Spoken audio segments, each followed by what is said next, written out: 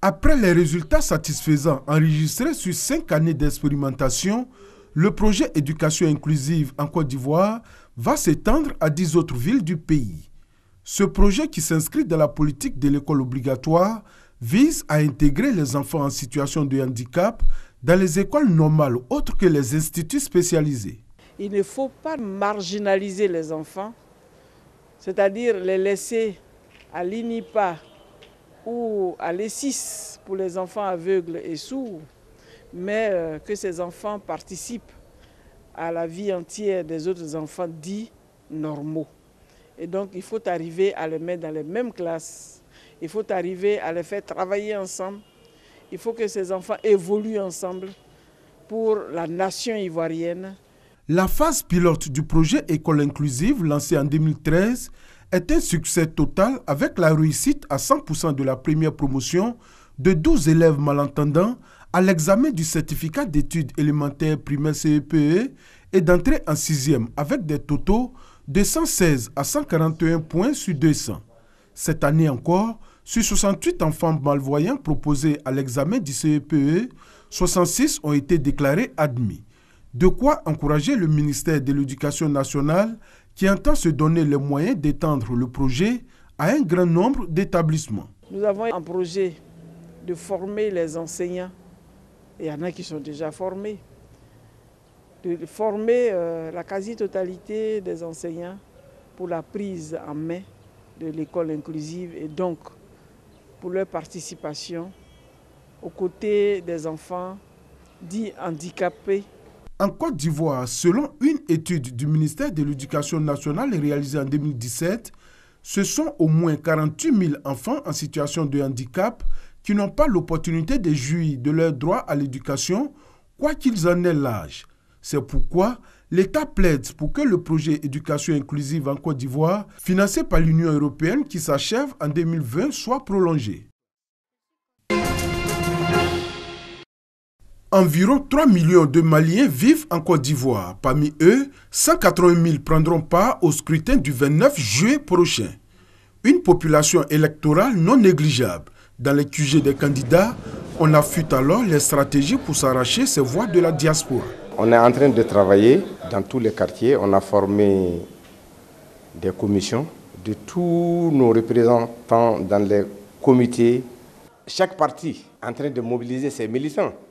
Donc nous, on connaît où se trouvent nos militants. Nos militants, nos responsables sont dans les centres de distribution, sont à pied d'œuvre pour que nos militants et sympathisants, et les Maliens en général, aient leur carte d'électeur et que librement ils puissent décider de celui qu'ils veulent à la tête du Mali à l'issue du scrutin du 29 juillet. À l'immeuble Le Mali, où se trouve la représentation diplomatique du pays, la commission électorale locale s'attelle à distribuer les cartes d'électeurs. Il y a 10 centres prévus pour le regroupement des centres et à ce jour, pratiquement, selon nos données de supervision, nous sommes environ à 24% par centre et par jour de retrait de cartes d'électeurs. Le territoire de la Côte d'Ivoire, subdivisé en 2 juridictions consulaires, a été pris en compte dans ce découpage électoral. Abidjan, qui prend en compte tout le sud de la Côte d'Ivoire, enregistre 90 centres pour 343 bureaux de vote. Et Bouaké, qui a en charge tout le nord, compte 43 centres pour 90 bureaux de vote. Les dispositions ont donc été prises pour que la campagne et le scrutin se déroulent dans un climat apaisé. Avant le démarrage de la campagne, j'ai convoqué l'ensemble des acteurs de ce processus électoral pour échanger avec eux, compte tenu du climat qui prévaut au pays. Nous avons fait l'état des lieux et avons estimé au bout du processus que nous devons être responsables pour éviter que d'autres problèmes ne viennent s'ajouter à ce qui se passe déjà au pays. Les Maliens dans leur ensemble attendent beaucoup de cette élection et du président qui sera élu à l'issue du scrutin qui se tient dans une période de crise. Il y a beaucoup d'attentes, surtout la sécurité. La sécurité aujourd'hui au Mali, surtout dans le centre, il n'y a pas de sécurité. L'insécurité est totale. Ce que nous attendons surtout, la priorité, l'accent que nous mettons, c'est la paix, la sécurité dans notre pays. Aujourd'hui, nous les Maliens, on souffre. Et qu'au dehors de Mali, que dans le Mali, on souffre, on ne peut même pas rentrer chez nous. Moi-même, je viens des noms. Aujourd'hui, quand je vois qu'on tue mes parents, On le fait du mal, ça me fait très mal. Je ne sais pas c'est quoi je vais dire. Outre la paix et la sécurité qui sont les préoccupations majeures des Maliens, d'autres défis attendent également le président qui sera élu, notamment la lutte contre la pauvreté et aussi l'environnement des affaires qui a besoin d'être réformé afin d'attirer le maximum d'investisseurs dans le pays. Au Cameroun, l'élection présidentielle va se tenir le 7 octobre prochain, selon un décret du président Paul Biya. Âgé de 85 ans, le président n'a pas encore annoncé sa candidature. Mais avec 36 ans de pouvoir, son parti voit toujours en lui un candidat potentiel pour la prochaine présidentielle. Selon l'opposition, le bilan de Paul Biya à la tête de l'État est mitigé et elle trouve antidémocratique l'annonce de la date de la présidentielle par lui-même. Dans un pays qui se respecte et qui se veut démocratique, que le président de la République, qui sera par ailleurs candidat à sa propre succession, soit contrairement à ce candidat le détenteur exclusif de la date de convocation du corps électoral. Dans d'autres pays qui se respectent, où la démocratie est ancrée, la date d'élection présidentielle est connue au minimum 12 mois à l'avance. Malgré cela, l'opposition compte bien présenter des candidats, notamment Josia Ozi, un homme d'affaires de 49 ans du social-démocratique Front, un avocat, Akere Muna, ainsi que Maurice Kamto, le président du mouvement pour la renaissance du Cameroun. Du côté du parti au pouvoir, l'ambiance est tout autre. Les partisans du Biya jugent la décision de leur leader républicaine. Je ne suis pas surpris. Le chef de l'État est un légaliste, c'est un républicain. Il le fait dans le cadre de la loi à respecter les délais. Et il a bien fait de convoquer cette élection présidentielle qui va être un grand moment de vérité républicaine parce que le peuple souverain choisira démocratiquement et dans le cadre de loi de la République le destin qu'il veut, qui doit être le sien. Le scrutin du 7 octobre va se dérouler au suffrage universel à un tour comme l'indique la Constitution, dans un contexte sécuritaire délicat avec Boko Haram qui sévit au nord et des vives tensions dans les régions anglophones.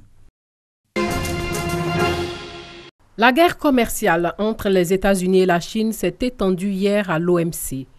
Washington remet en cause la légitimité de Pékin à faire partie de l'institution internationale. L'examen des politiques commerciales de la Chine a débuté ce mercredi.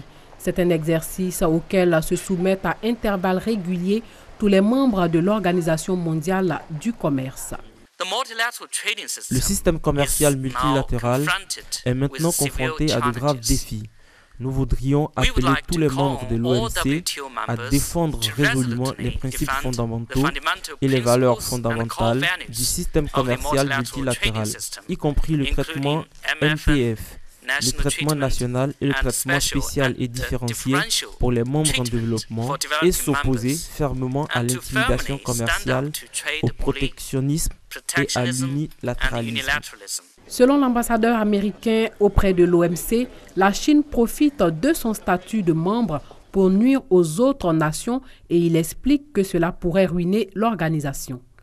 De son côté, la Chine fait valoir dans un rapport qu'elle était un défenseur du libre-échange depuis qu'elle a rejoint l'OMC en 2001 et qu'elle tient tous ses engagements.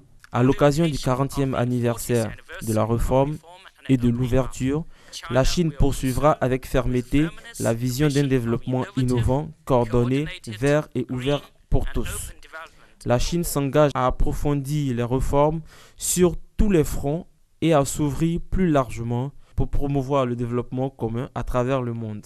La Chine s'engage à approfondir les réformes pour tous les fronts et à s'ouvrir plus largement pour promouvoir le développement commun à travers le monde. L'ambassadeur suisse auprès de l'OMC explique que la Chine doit prendre ses responsabilités et œuvrer pour préserver les valeurs du système commercial. Les enjeux sont énormes. Il en va de même pour la Chine, qui doit concilier sa responsabilité en tant que leader économique mondial et les contraintes de sa politique intérieure. La manière dont la Chine relève ces défis peut affecter un large éventail de membres de l'OMC. Les attaques de l'ambassadeur des États-Unis auprès de l'OMC interviennent alors que l'administration Trump vient de lancer une nouvelle salve dans la guerre commerciale avec la Chine en dressant une liste complémentaire de produits chinois importés d'un montant de 200 milliards de dollars par an, soit près de 100 000 milliards de francs CFA qu'elle menace de taxer dès septembre.